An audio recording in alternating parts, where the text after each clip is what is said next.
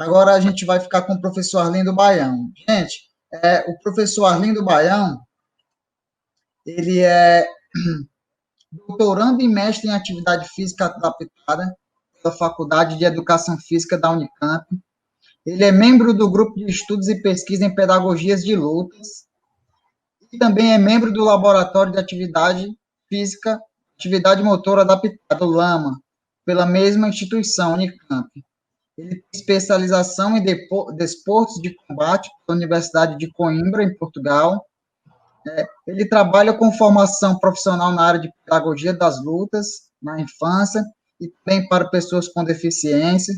O professor Lindo Baião Júnior, ele é da Seleção Brasileira de Kazakh Kurese, né? Faixa preta, primeiro dan de judô, e faixa preta, primeiro grau de jiu-jitsu. Então, o currículo mete medo, né? Professor, boa noite. Seja bem-vindo ao nosso evento. E fica à vontade que a palavra é sua. Tudo bem. Bom, primeiro gostaria de dar boa noite a todos que estão aqui acompanhando a gente.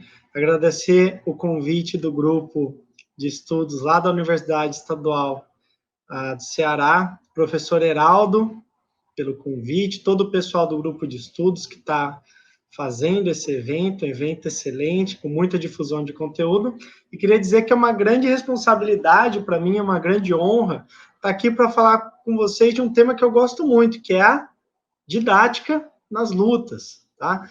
Principalmente, uma grande responsabilidade, porque um dos maiores professores que eu conheço, que aplica didática no ensino das lutas, é justamente o professor Heraldo Simões, que está fazendo esse evento. Então, para mim, falar sobre ele é um grande prazer e também uma grande responsabilidade. Bom, pessoal, estou aqui de olho no chat. Se vocês mandarem alguma pergunta, eu vou lendo aqui, vou falando com vocês. Eu quero fazer esse momento ser bem interativo, tá? Para a gente poder trocar informações e tudo mais.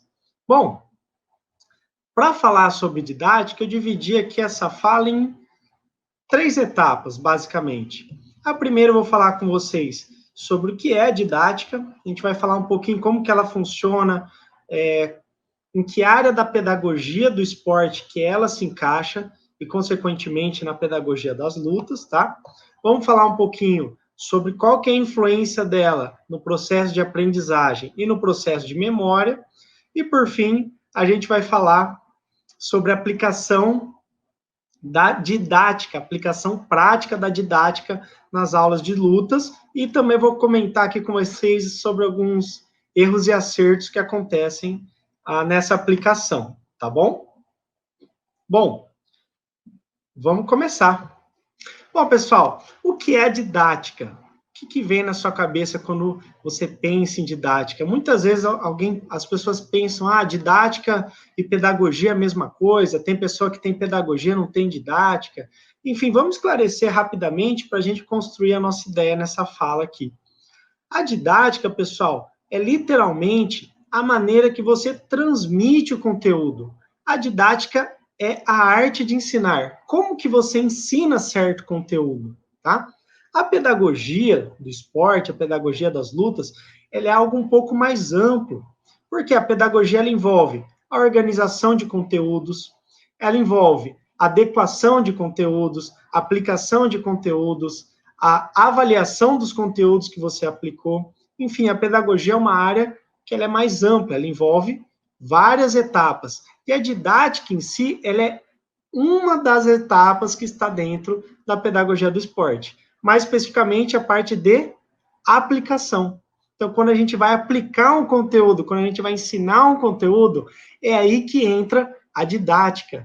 E qual que é o maior encanto da didática? É você conseguir transmitir um conteúdo que muitas vezes é complexo, é difícil, para o seu aluno, que às vezes é criança, e fazer com que ele entenda, tá? Quando alguém fala em didática para mim, me pergunta didática, a primeira coisa que vem na minha cabeça é o Mundo de Bikman. Vocês já assistiram o Mundo de Bikman? Era um programa que tinha na TV, inclusive tem, se você procurar na internet, tem aqui no YouTube, no Facebook também tem algumas páginas, tem uma página, inclusive, que se chama Ciência UAU, que transmite alguns conteúdos específicos do mundo de Beckman. E o que o mundo de Beckman fazia? Ele ensinava conteúdos complexos, só que de uma forma adaptada para que crianças pudessem entender. Essa semana mesmo eu estava assistindo e ele estava explicando como é que funciona uma dinamite. Mas não como que ela explode, por que ela não explode, de manusear ela, qual que é os componentes dela. É um tema complexo. Só que eles ensinam de uma maneira que criança entende. Outro exemplo que eu assisti recentemente, eles estavam explicando como que funciona o motor elétrico.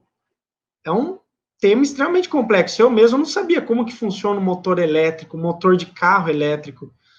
E eles explicaram como é que funciona.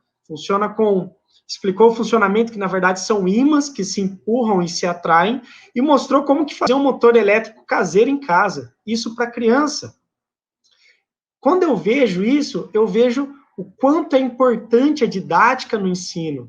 Como que você pensa que você conseguiria ensinar uma criança o funcionamento de um motor elétrico? É complexo, é complicado, tem muitos mecanismos, tem muita coisa envolvida, mas a partir da didática você consegue transmitir esse conteúdo de uma forma que aquela criança, no mundo dela, na consciência dela, na concepção de mundo que ela tem, ela consiga aprender. E isso acontece da mesma forma nas lutas. Nas lutas a gente tem muita coisa que é complexa, muita coisa que realmente é difícil. Às vezes, se você ensinar de uma forma mais tradicional, para a criança pode ser desmotivante, porém, quando você usa a didática, você às vezes consegue transformar esse conteúdo num conteúdo mais divertido, mais leve e de fácil absorção pela criança, tá? Eu lembro claramente na faculdade, dando mais um exemplo aqui para vocês, eu tinha 2 professores que davam disciplinas extremamente difíceis. Um dava fisiologia do exercício e um dava fisiologia humana. E ambos eram excelentes professores, professores muito bem capacitados, professores muito bem amparados, né? Ambos eram muito estudiosos da área e tudo mais. Porém, um desses professores, ele ensinava a disciplina, a matéria, o conteúdo do jeito que ele é. Então, ele ia e transmitia para a gente da forma que aquele conteúdo é. Enquanto o outro professor criava estratégias, desenhos, brincadeiras, fazia analogias na aula para passar aquele conteúdo que era similar. Então, você vê que eram 2 professores de disciplinas similares, 2 professores muito bem capacitados, só que um desses professores tinha uma didática muito melhor. O que acontecia? Esse professor que tinha didática muito melhor, o índice de reprovação na disciplina dele era muito menor, porque ele conseguia fazer com que os alunos entendessem o que ele estava querendo transmitir. Tá aí outro exemplo de didática, né? Vou continuar aqui, pessoal, falando com vocês. Eu lembro, contando um caso aqui específico, eu lembro um dia que eu estava conversando com uma amiga e ela fazia doutorado na área de comércio exterior. E ela estava me dizendo que o maior prazer dela era quando escrevia um artigo, alguma coisa acadêmica, era escrever com o linguajar mais complexo possível, para que a pessoa só conseguisse entender se ela fosse muito expert no assunto, se ela realmente entendesse daquele assunto. Eu acredito que o encanto da pedagogia em si e da didática é justamente o oposto.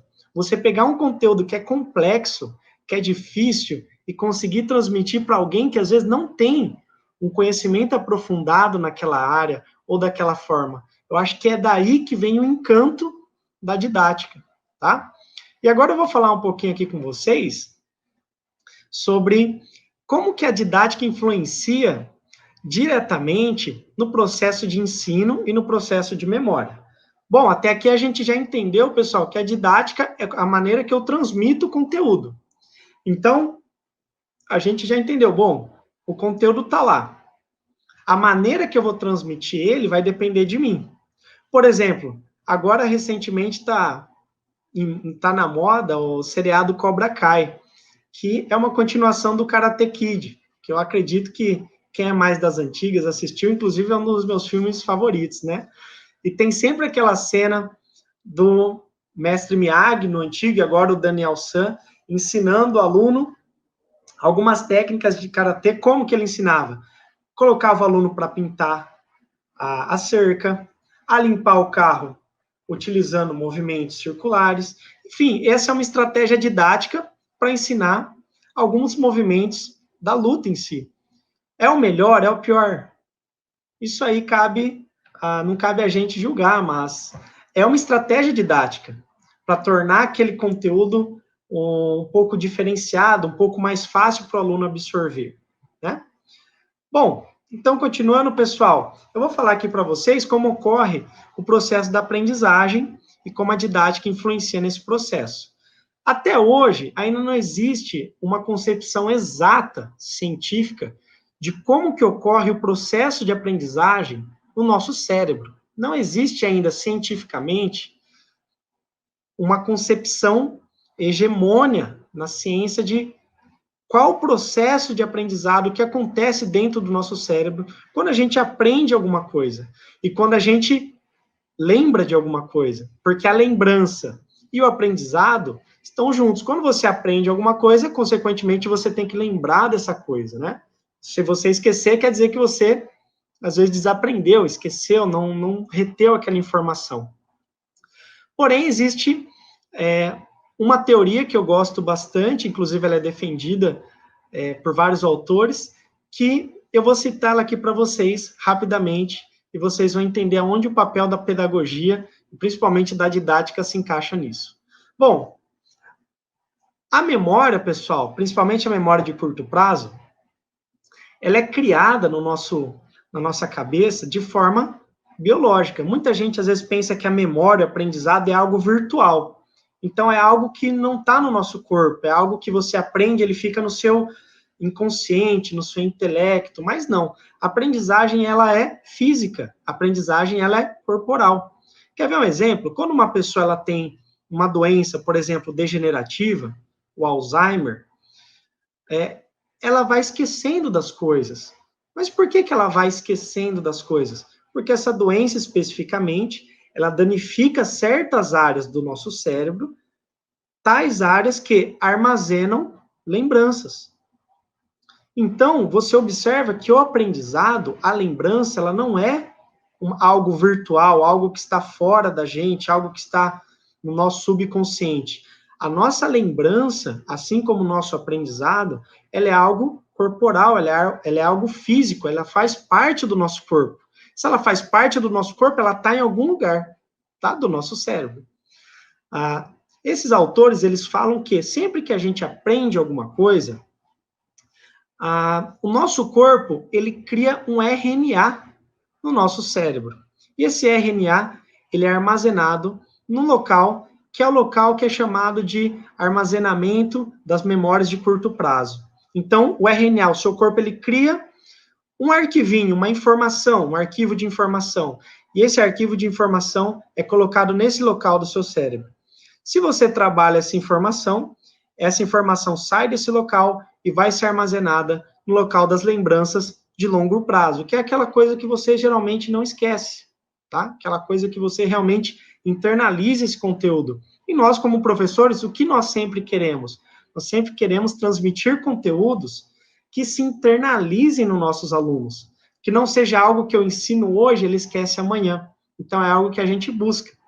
E nesse processo, existem 4 etapas, 4 fatores que influenciam para que esse conteúdo, essa informação, esse RNA, seja armazenado dentro do seu cérebro. E eu vou citar os 4 aqui para vocês. O primeiro é quando você tem uma experiência muito boa, uma experiência que você realmente gostou muito. Quer ver um exemplo? No dia que você se formou, na sua formatura, você consegue se lembrar desse dia, o que aconteceu nesse dia, detalhes desse dia. Você lembra disso. Por que você lembra disso? Porque foi uma memória que te marcou, porque foi uma experiência muito boa que você teve, uma experiência muito gratificante. Então você armazena, você não esquece. Se eu te perguntar, o que você fez no dia seguinte da sua formatura? Como é que foi aquele dia? dificilmente você lembra, porque não foi um dia que te marcou. Já na sua formatura, você consegue até lembrar de detalhes, como que estava aquele dia, como que foi, que roupa que você estava, o que você estava fazendo, se você chegou atrasado, se você chegou no horário. Enfim, esse é um exemplo de uma experiência muito gratificante que faz você lembrar daquilo, faz você aprender aquilo, você nunca mais esquece, tá? Esse é um exemplo. Posso dar outro exemplo. Por exemplo, no dia que você passou no vestibular, no dia que você recebeu a sua faixa preta na sua arte marcial, são eventos que você nunca mais esquece. O segundo fator que faz você memorizar algo, faz você lembrar de algo, internalizar um conteúdo, é quando você tem uma experiência inversa, uma experiência muito, muito ruim. Quer ver um exemplo? Num dia que você sofreu um acidente de carro, aquele dia, o que aconteceu, pode passar 10, 15, 20 anos, você lembra daquilo, você lembra do que aconteceu. Experiências ruins também marcam a pessoa, não somente as experiências boas. Então, às vezes, um dia que você sofreu um acidente, um dia que aconteceu algo muito ruim que marcou a sua vida, algum ente querido faleceu, são eventos que vão fazer você guardar na sua memória, tá? Assim como eventos bons. Agora, o terceiro e o quarto, o terceiro é a repetição. Quando você repete muito uma coisa, você decora, você aprende, você internaliza ela. As artes marciais, tradicionalmente, elas foram ensinadas e transmitidas principalmente pela repetição. No judô, por exemplo, eu sou do judô. No judô, no meu início, existia um ditado, existe até hoje, né? O professor falava assim, como que você faz para ficar bom numa técnica, num golpe? Você tem que repetir ela pelo menos 1000 vezes. Mas e se depois de eu repetir 1000 vezes eu ainda não ficar bom? Você repete mais 1000. Mas e se... Aí mais 1000. E mais 1000. E se você tiver dúvida, faz mais 1000.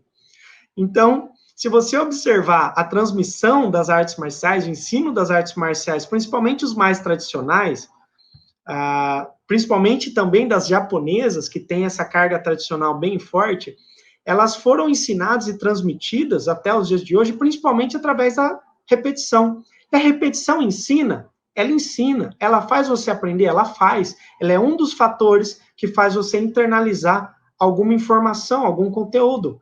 Repetição, repete, você aprende. E por último, e não menos importante, o quarto fator é a motivação. Quando você gosta muito de uma coisa, quando você quer aprender alguma coisa, você aprende. A sua motivação influencia diretamente na informação que seu cérebro vai reter ou não.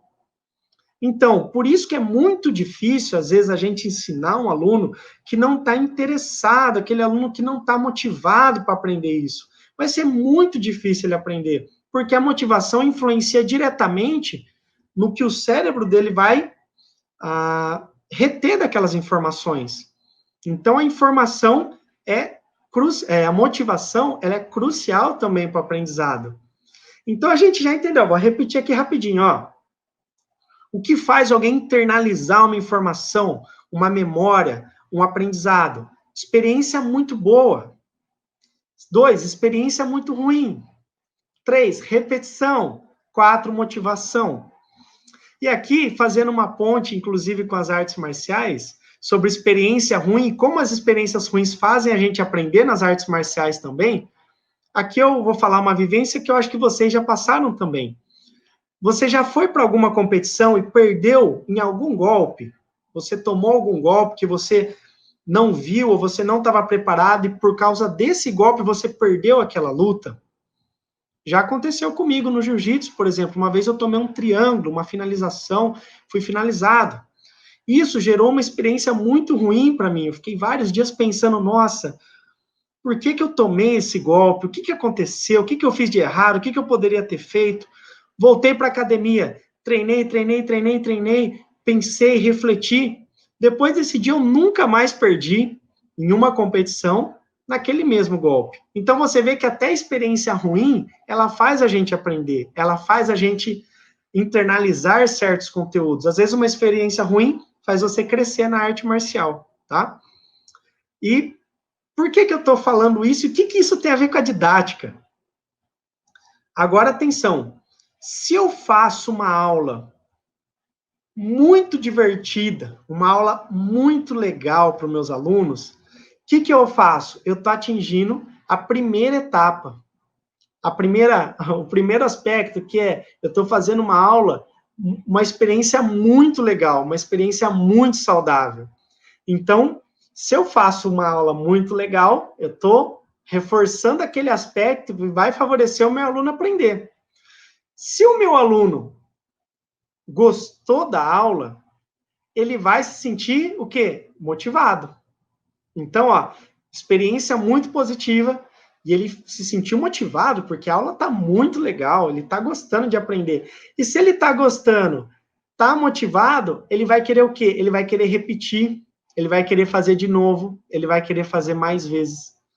Então, você observa que a didática em si, ela é extremamente importante quando você quer ensinar o seu aluno, quando você quer passar um conteúdo que seu aluno realmente internalize, que ele realmente leve consigo, não algo que passe ali um dia, dois, um mês, dois, ele esqueça.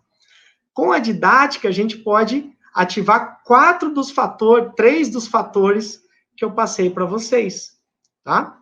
Então, tá aí a importância da didática quando a gente vai ensinar arte marcial. A gente ensinar de uma forma chata vai fazer o aluno ficar desmotivado, ele não vai querer repetir, não vai ser um dia que ele vai querer lembrar, um dia que vai marcar a vida dele. Enfim, vai ser muito difícil da gente conseguir reter esse aluno na arte marcial e fazer com que ele realmente aprenda de forma eficaz, tá? Bom, até aqui tudo bem, pessoal? Deixa eu olhar aqui no chat. Tem bastante perguntas, se eu parar para ler, eu vou parar muita palestra. Então, eu vou continuar, tá, pessoal? E no final a gente bate um papo. Bom, entendemos isso, então agora vamos falar especificamente da didática nas lutas. A gente já entendeu o que é a didática, a gente já entendeu quanto ela é importante para o aprendizado, agora vamos pensar aí nas lutas. Como que a gente vai aplicar isso nas lutas? Como que a gente traz isso para as lutas? E esse é a grande tema dessa palestra, né? Bom, pessoal, nas lutas, a primeira coisa que a gente tem que entender é que as lutas, elas não são uma coisa só. Na criação, por exemplo, eu vou dar exemplo de algumas artes marciais. No Japão feudal, por exemplo, as artes marciais, elas tinham apenas um objetivo: a guerra. Eles treinavam porque as batalhas eram travadas como?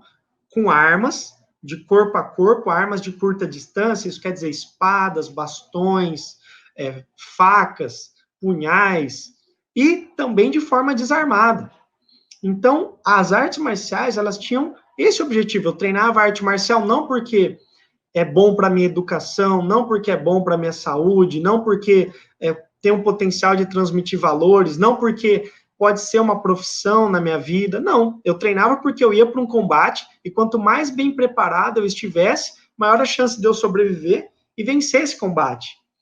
Porém, pessoal, nos dias de hoje, as artes marciais, elas evoluíram, e acompanharam também a evolução da nossa sociedade. Hoje em dia, a gente não tem mais esse tipo de contexto, de conflito entre clãs, entre grupos que viviam em conflito. Isso não faz parte da nossa realidade. Treinar qualquer arte marcial com esse objetivo não faz parte do nosso contexto, da nossa sociedade atual.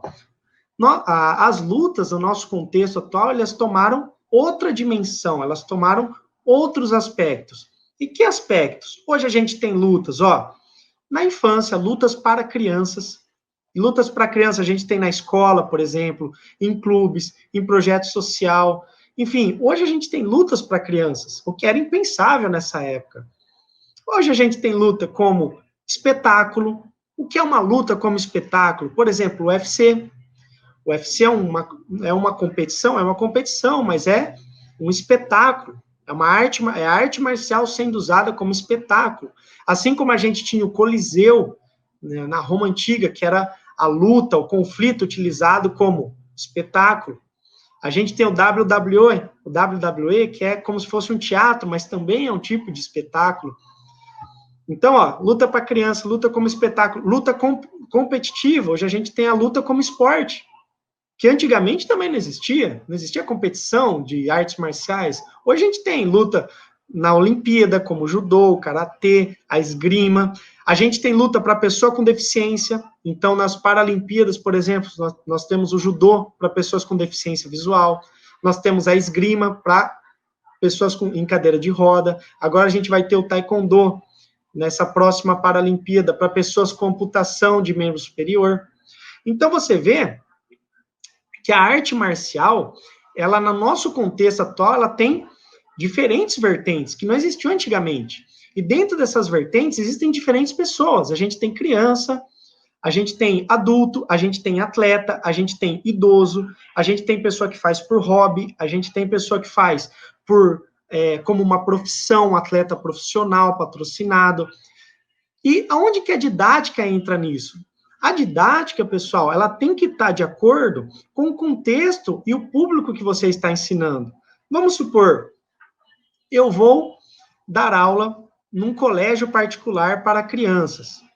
E nesse colégio particular, é um colégio de alto nível, um colégio todo organizado e tudo mais. Aí eu chego para ensinar as crianças e chego, meu, faz isso aí, ô mano, vem aqui, ô moleque, presta atenção, não sei o quê.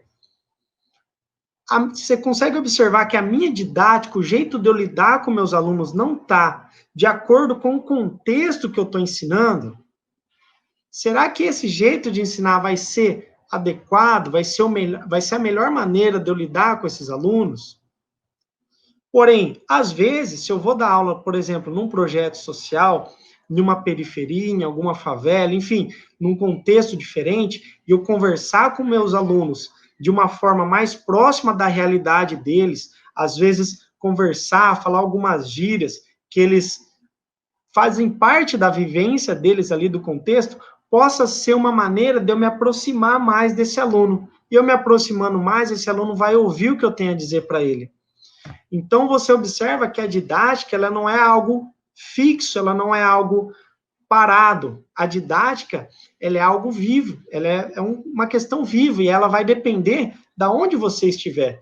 Não existe uma didática universal. Ah, didática é isso, aplica isso em qualquer lugar que dá certo.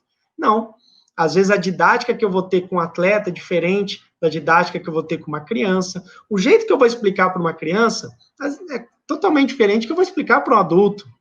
A concepção é diferente, a motivação é diferente, o objetivo da criança que está ali é diferente, do adulto também. Então, você consegue observar que a didática ela não é algo fixo. A didática vai depender do contexto que você está e de com quem você está lidando, né? Pontuado isso, pessoal, vamos para a parte prática agora. Eu vou falar para vocês especificamente, a gente vai conversar especificamente como aplicar a didática em suas aulas. Eu vou falar de erros comuns que acontecem na didática de professores de artes marciais, tá bom? Bom, pessoal, a primeira coisa que é um erro didático, e eu vou até contar como surgiu esse erro, como que eu detectei esse erro, que é o erro de você não participar da aula com a criança, tá? O professor Heraldo comenta sempre, fala bastante, e eu concordo plenamente, a criança, ela se relaciona principalmente a partir do aspecto emotivo, do aspecto afetivo. A criança, ela se relaciona, ela se identifica através da parte afetiva. A parte afetiva na criança é uma das partes mais importantes.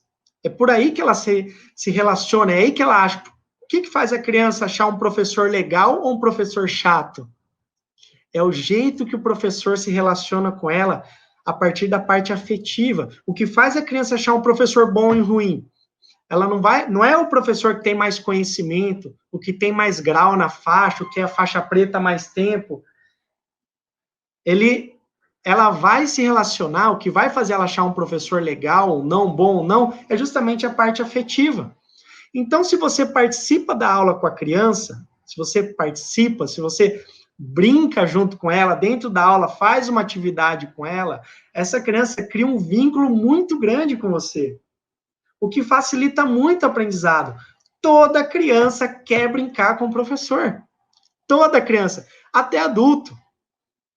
Um adulto vem no treino, pô, o que o adulto quer? Ele quer treinar com o professor, ele quer estar com o professor, ele quer ter uma atenção diferenciada. A criança também quer. Então, esse é um erro muito comum. Professor que dá aula para criança, que não participa da aula com a criança, ele está deixando de ter todas essas oportunidades de criar um vínculo afetivo maior com o seu aluno de lado. Eu vou até dar um exemplo do que aconteceu comigo uma vez. Eu dando aula para crianças, eu tinha um ajudante, um aluno meu que me ajudava e tudo mais. E por dar aula para crianças, eu não conseguia participar das atividades, porque eu tinha que tomar conta das crianças, para ninguém se machucar, para uma criança, enfim, não acontecer nenhum tipo de acidente, não acontecer nada. Então, o que eu fazia? Eu colocava esse meu aluno para brincar com as crianças. Então, ó, você participa da atividade e eu supervisiono. Um dia eu cheguei para um dos meus alunos, inclusive ele tinha autismo, e ele era muito sincero, né? Eu cheguei para ele e falei, ô João, qual é o professor que você mais gosta? Aí o João chegou para mim e falou, o que eu mais gosto é o Leozinho. Eu falei, o Leozinho? Leozinho era o meu aluno, né? Meu ajudante. Eu falei, e eu? Ele falou, você é o segundo que eu mais gosto. E eu fiquei com isso na minha cabeça. Eu falei, cara, mas eu sou professor, eu sou faixa preta. Como que o meu aluno gosta mais do Leozinho do que de mim? Sendo que o Leozinho também é meu aluno. E essa experiência, através dessa reflexão, é justamente porque o Leozinho participava das aulas, o Leozinho brincava com eles, o Leozinho estava lá durante as atividades, enquanto eu supervisionava. Então, você vê o vínculo que participar das atividades cria com o seu aluno. Depois desse dia, sabe o que aconteceu? Eu comecei a revezar. Leozinho, nessa atividade eu vou participar e você vai supervisionar. E na outra você participa e eu supervisiono. Então, você vê que uma questão pequena pode mudar totalmente a visão que o seu aluno tem de você dentro da sua aula. E, consequentemente, se ele tem uma visão mais próxima, uma visão mais afetiva, ele gosta mais de você, a chance dele aprender o que você está passando para ele é muito maior. Por quê? Ele vai se sentir motivado, ele vai querer fazer de novo, e ele vai se sentir feliz do dia que o professor treinou com ele. Muitos alunos, às vezes, levam essa lembrança para o resto da vida. Nossa, teve um dia que o professor treinou comigo. Nossa, teve um dia que eu lutei com o professor e eu consegui fazer um golpe. Tá vendo como uma pequena mudança pode afetar diretamente a sua aula, a maneira que você transmite seu conteúdo? Então, esse é o primeiro erro clássico que eu trago aqui para vocês. Vou falar aqui do segundo, tá? Bom, um segundo erro clássico, pessoal, e esse eu cometi muito, principalmente quando eu estava começando a dar aula para crianças, é sobrecarga de informação. O que é isso? Quando eu vou dar aula para uma criança, às vezes eu tenho aquela concepção de, quero ensinar ela da melhor maneira possível, eu vou ensinar essa técnica, mas eu vou ensinar de forma tão detalhada que quando ela aprender, ela vai aprender tão bem que ela vai amar, ela pode ser até virar um campeão com essa técnica, de tão detalhado, eu ser um detalhezinho especial aqui que deixa a técnica mais eficaz, e eu vou ensinar assim para a criança. E eu chego lá e começo a ensinar para a criança. E eu falo de detalhe, ensino, e acabo gerando uma sobrecarga de informação. Eu passo tanta informação que a criança se perde e não consegue absorver o que de fato é o mais importante. Eu quis tanto ensinar que eu acabei prejudicando o ensino do meu aluno, tá? Esse erro é muito comum, acontece, e a gente peca pelo querer ajudar demais, o querer fazer, o querer efetivamente passar o conteúdo. A gente está com a melhor das intenções, eu quero ensinar o meu aluno o que é de melhor, eu quero ensinar para o meu aluno como fazer da forma mais adequada, da melhor forma possível, e acabo sobrecarregando o meu aluno, e acabo fazendo ele não ter uma experiência, não conseguir absorver todo aquele conteúdo. Mas como que eu posso resolver isso? Como que eu faço, então? Eu quero ensinar, mas se eu ensinar muito, eu acabo sobrecarregando meu aluno. O que eu faço? A estratégia que eu uso, pessoal, que eu gosto bastante eu ensino 2 vezes. 2 vezes, mas como que eu ensino 2 vezes? Bom, o primeiro momento de ensino, eu ensino só os pontos chaves daquela técnica. Então, eu vou ensinar uma técnica, eu passo só, por exemplo, quem conhece o judô, Sotogari, que é passar a perna por trás e derrubar o nosso adversário. Passar a perna por trás e derrubar o nosso adversário. Tem vários detalhes de desequilíbrio, de pegada, de posicionamento do corpo. Só que se eu foco nisso no começo, eu acabo distraindo o meu aluno do que é mais importante, que é o quê? O movimento da perna. Pisar do lado e passar a perna por trás. Essa é a chave da posição. É isso que faz a posição ocorrer. É a movimentação de perna. Então, no primeiro momento que eu vou ensinar, eu ensino o meu aluno da forma mais rudimentar possível, focando principalmente no que vai fazer a técnica funcionar. Ó, pessoal, o Sotogari é assim. Eu quero derrubar meu adversário, eu dou um passo para a lateral e passo a perna atrás dele. Só. A perna invertida, é isso. A minha perna desse lado vai para o outro. Acabou. Bota os alunos para fazer. Depois que os alunos já fizeram e já entenderam a técnica, a base da técnica, a parte funcional da técnica, a partir desse momento eu chamo eles novamente e a partir daí eu ensino a parte mais detalhada. Por que eu ensino num segundo momento? Porque primeiro eu quero que o meu aluno entenda a técnica. Ele precisa entender o que faz a técnica funcionar. E quando eu coloco ele para fazer a técnica dessa forma, começa a surgir vários problemas. Por exemplo, às vezes ele tenta passar a perna atrás do outro, só que o adversário dele está com o peso para frente. Aí mesmo ele passando a perna, o adversário não cai. Ou ele vai tentar passar e o próprio adversário derruba ele, porque os dois estão com a perna entrelaçada.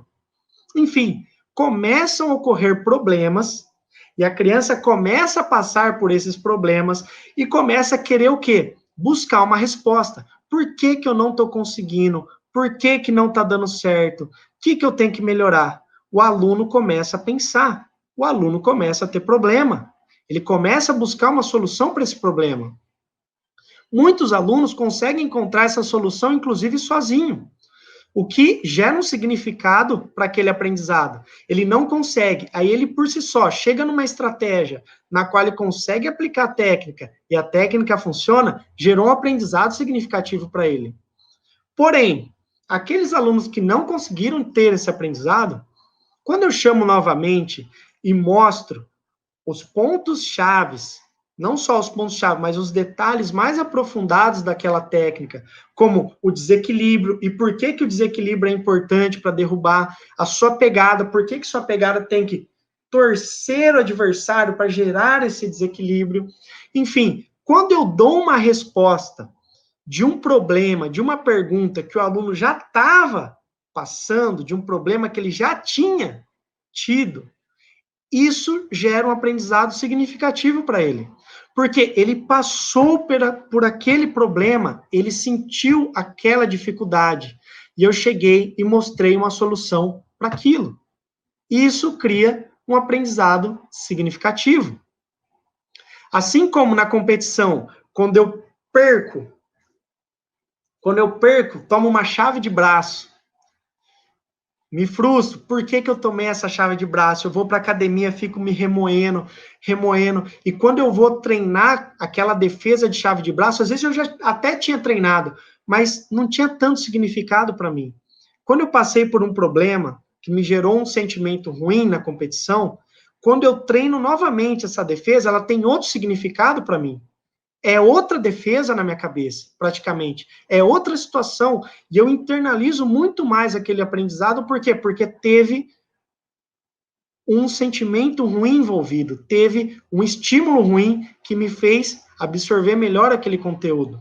Então, vocês vejam o quanto é importante e quanta diferença que faz a maneira que você organiza a didática dentro da sua aula.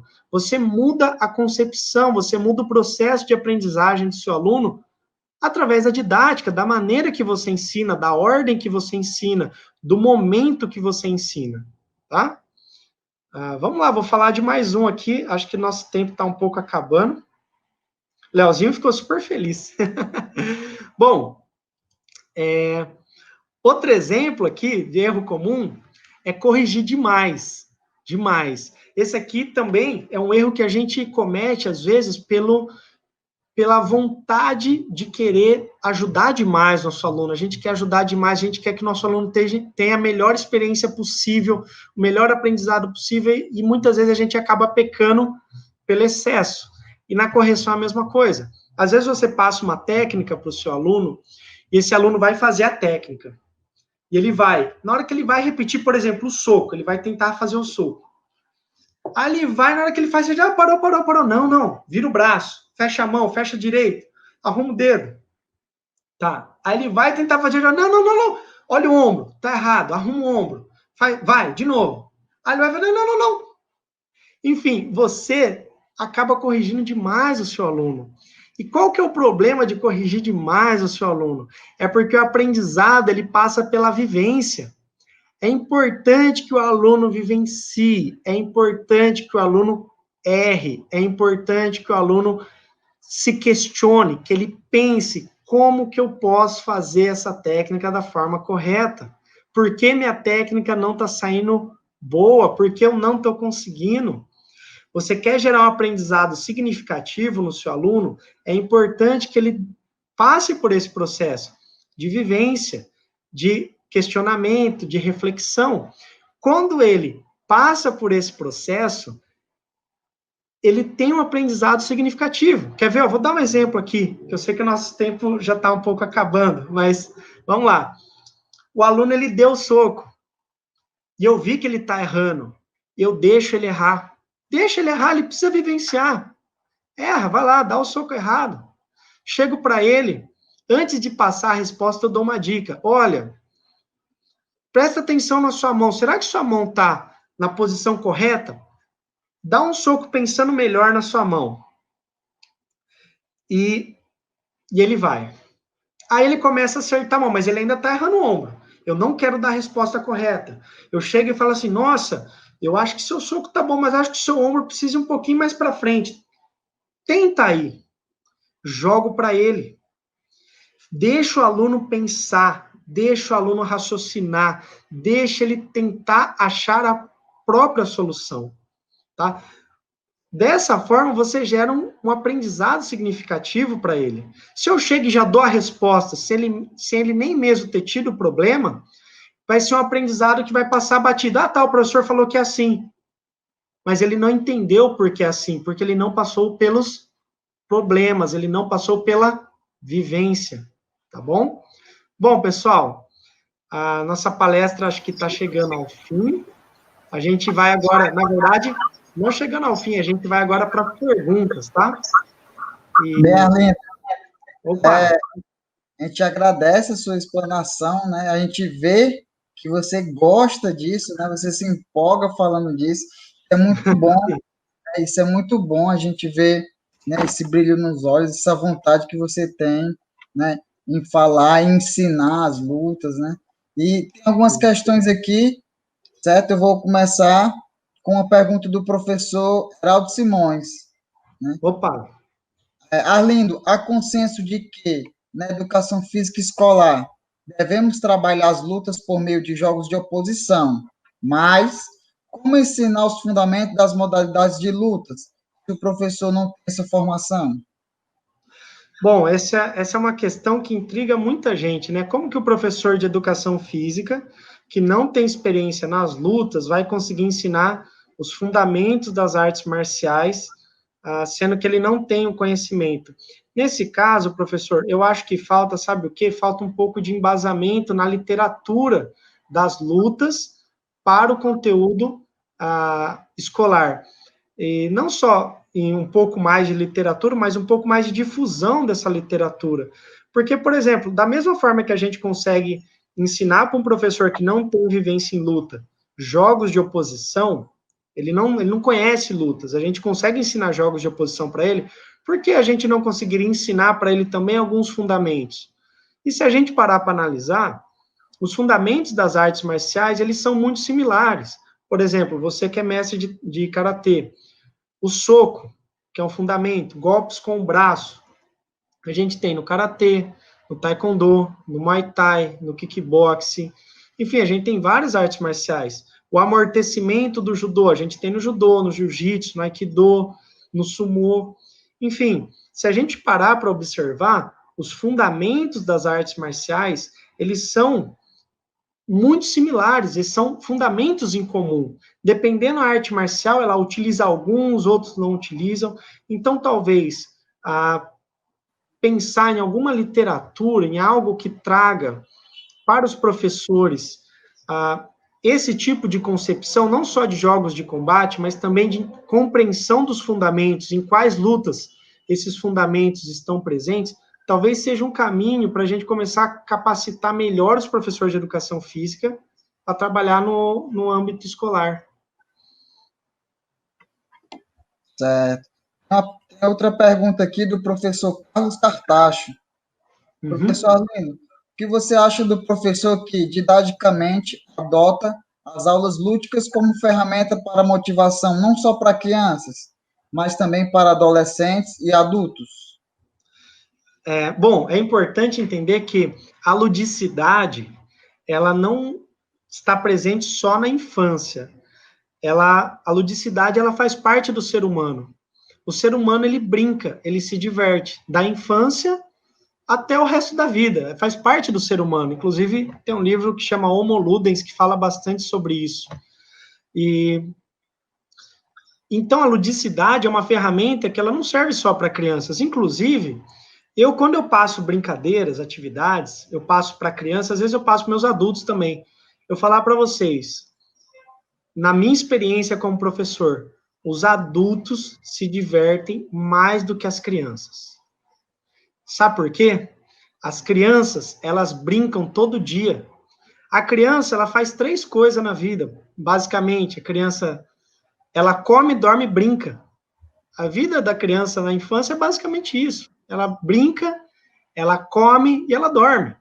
Então, ela tem muita vivência de brincadeira.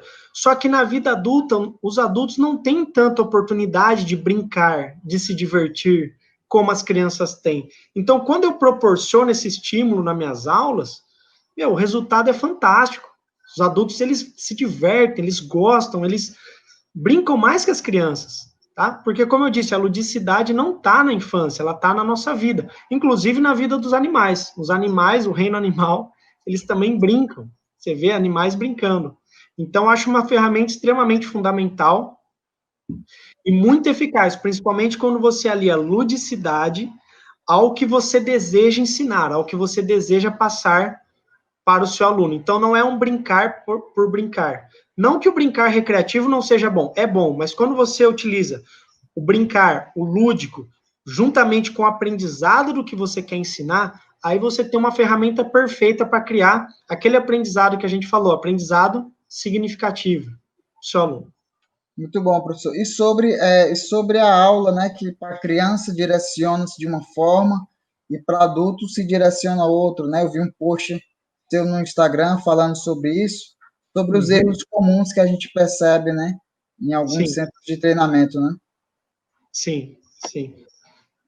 São diferentes, né? Crianças e adultos são diferentes. São diferentes. O João Edson, lindo, na educação básica, utilizar os jogos de oposição na prática das lutas é a opção mais indicada e útil? Olha, eu acho que qual que é a opção, a melhor opção, a pior, acho que a gente ainda não conseguiu achar a opção perfeita, né? Mas eu, sem dúvida, creio que é uma ferramenta excepcional. Porém, vale lembrar dos aspectos de segurança. Vai trabalhar na primeira infância, na escola, é importante ter um cuidado redobrado com os aspectos de segurança, mas fora isso, eu acho um aspecto sensacional. Principalmente porque as lutas, apesar de a gente ter vários esportes que trabalham também isso, na minha opinião, as lutas são as modalidades que mais trabalham, que é o que? O autocontrole, o lidar com a agressividade. Então, você trabalhar isso na escola é um tema 100% relevante. As crianças vivem nesse contexto de conflito, esse contexto de discussão, esse contexto na qual ela precisa do autocontrole, principalmente se ela estiver em situação de vulnerabilidade. Então, acho sensacional utilizar esse tipo de abordagem. O Luciano Ramos, ele, Arlindo, como adequar didático ou metodologicamente as aulas quando se tem turmas heterogêneas, tanto de gênero quanto de idades? Olha, faz parte da didática e da pedagogia você conseguir alinhar esse tipo de situação. Por exemplo, vou dar um exemplo aqui, ó. Eu tenho uma criança de 5 anos de idade e uma criança de 10 na mesma turma. Eles estão exatamente na mesma turma. Se eu passar uma atividade pensando no desenvolvimento motor, psicológico, afetivo e social da criança de 5, a criança de 10 vai ser chato para ela, é monótono, porque ela já passou por aquilo faz muito tempo. Se eu passar para a criança de 10, pensando na criança de 10, a criança de 5 nem vai conseguir fazer, porque está muito distante dela. Se eu passar no meio termo, eu não vou conseguir atingir nem os de 10, nem os de 5. Então, você vê que essa é uma questão complexa. E para a gente resolver isso aí, a minha dica é o seguinte: trabalhar com jogos progressivos. Se você não consegue dividir turma, vamos supor, você não consegue dividir a turma, você vai ter que dar aula e tem criança de 5 e de 10. Você consegue passar certos jogos na qual o mesmo jogo tem regras diferentes. Um jogo de forma mais simples e o mais complexo. Por exemplo, para a criança de 5 anos, vou dar aqui um exemplo de um pega-pega. Para a criança de 5 anos, é só tocar no outro e o outro fica parado. E o outro, para libertar essa criança, o outro alguém que está livre tem que tocar nele. Beleza. Para as crianças de 10, já um jogo um pouco mais complexo, para pegar alguém, você toca. Para libertar, você tem que derrubar. Então você vê que eu já deixei mais complexo a brincadeira. E eu posso deixar mais complexo ainda. Para pegar, tem que derrubar. E para libertar, tem que derrubar também. Então, pensando num caso extremo de você ter públicos muito heterogêneos, eu penso que você conseguiria, dentro dessa aula, às vezes, passar pegar as crianças mais ou menos próximas à idade mais nova, né, de 5, e colocar para fazer essa atividade dessa forma, e as outras para fazer, montar outro grupo para fazer dessa forma um pouco mais complexa, tá? Mas lembrando que isso não é ideal, seria meio que para apagar o fogo ali na hora de uma situação que não é muito adequada para o ensino, né? Arlindo, uma pergunta aqui do Robson. Né? Ele está falando sobre o currículo na formação acadêmica em licenciatura de Educação Física. Né? Sim. Não poderia ser melhor ajustado no que se refere à abordagem das lutas na educação física?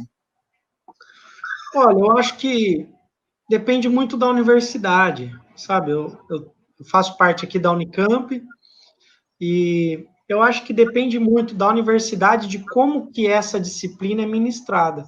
Eu conheço excelentes professores que conseguem fazer um trabalho sensacional com artes marciais na escola, na disciplina de lutas e tudo mais.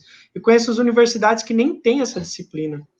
Então, eu acho que varia muito, mas uma coisa que eu acho que enriqueceria bastante é se na universidade, além da disciplina, tivesse opção de curso de extensão que a própria universidade oferece para a comunidade, na qual os alunos que se interessarem mais sobre como dar aula de luta, como trabalhar com lutas, poderiam ir para esse curso de extensão e, tipo assim, oferecer para a comunidade, então ser algo que dá um retorno para a comunidade e, ao mesmo tempo, aprender como trabalhar o conteúdo de lutas de forma lúdica para crianças, da mesma forma que pode ser aplicado dentro da escola. Certo. Professor Arlindo, a gente está nos momentos finais já da nossa palestra. Nós aqui, em nome do Gama, A gente agradece por demais a sua participação, né? A sua gentileza, né, de ter aceitado o nosso convite. E eu queria que você fizesse as considerações finais. Beleza. Bom, pessoal, queria dizer que eu estou muito feliz de ter passado esse momento com vocês aqui. Estou muito feliz pelo carinho das mensagens aqui. Gostei bastante. Queria agradecer todo o Gama, que está realizando esse evento sensacional de difusão de conteúdo sobre as lutas. Ao professor Heraldo, que comanda o grupo, que faz um trabalho sensacional com as lutas. Já tive o prazer de estar em várias de suas palestras, aprendi muito com elas, inclusive sobre didática, o que traz até uma certa responsabilidade de falar sobre esse tema aqui, com um professor que aplica tão bem esse fundamento da pedagogia do esporte, né? E é isso, pessoal. Acho que quanto mais conteúdo a gente trocar, mais informação a gente puder compartilhar, melhor. Porque as lutas não é formada por mim, pelo professor Heraldo. As lutas são formadas por todos nós. E o maior concorrente das lutas, sabe qual que é? As próprias lutas de forma mal aplicada. Cada pessoa que tem uma má experiência dentro de uma arte marcial, dentro de uma luta, seja na escola ou fora dela, ela não volta para as lutas. E pior, ela vai falar mal das lutas por aí.